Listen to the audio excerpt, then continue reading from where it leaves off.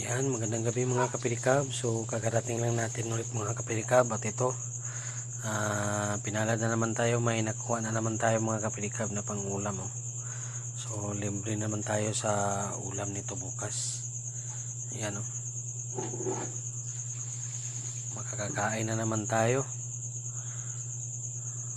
Yan.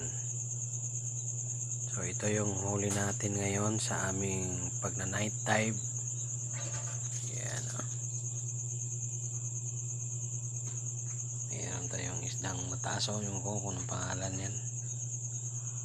Yan.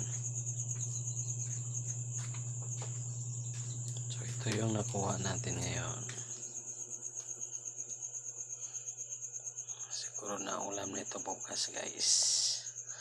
Mga kapilikab natin dyan. Huwag lang kung anong pangalan tong isda na to.